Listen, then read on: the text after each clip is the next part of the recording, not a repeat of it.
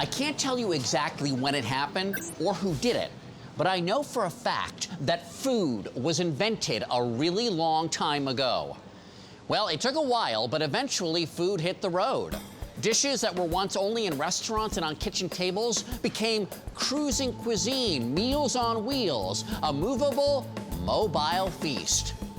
Hey, can I get a falafel out here?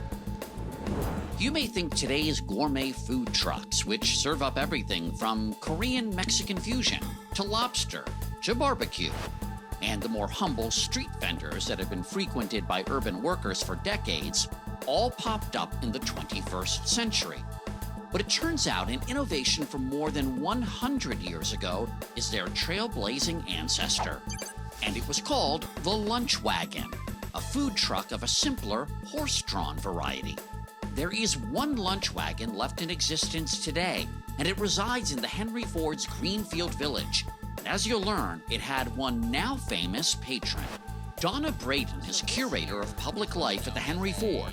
She helped me learn the story behind the Owl Night Lunch Wagon. Was this sort of the urban analog to the chuck wagon? Because I know about the chuck wagon out on the trails. Right. Well, we could maybe call them cousins, because they happened around the same time, and they both provided mobile food. They brought food to the workers. The lunch wagons developed in New England, and they were in cities, as opposed to the chuck wagon, which was way out in Texas. When did they first appear? Lunch wagons first appeared in the late 1800s, the 1870s. A man just had an idea to put food on an old wagon and roll it out on the streets and put it in front of a newspaper company. Contrary to what the name lunch wagon implies, these mobile food wagons didn't operate by day. Customers might be all the night owls, the people who are out at night, and that might be factory workers working the night shift, policemen, theater goers after the movies. Were they quintessentially working class? They were for workers particularly, but they were really for anybody. And that's what Americans really liked about them, that they were very democratic. What was being served from the lunch wagon?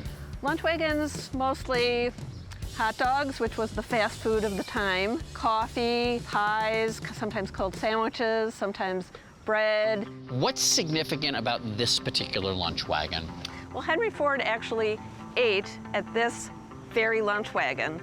He was an engineer working the night shift at Edison Illuminating Company in downtown Detroit, and he used to take his night lunch here with his buddies. They'd leave work for a while on break and have their lunch here. Henry Ford and his buddies ate from this very lunch wagon. That's right.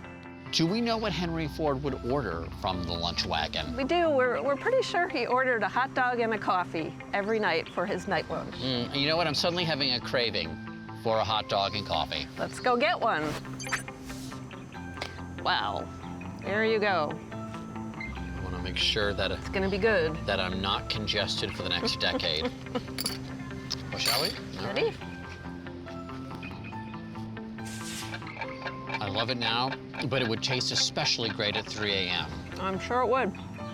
Time to return to our make-believe work at Edison Illuminating, as Henry Ford would have done.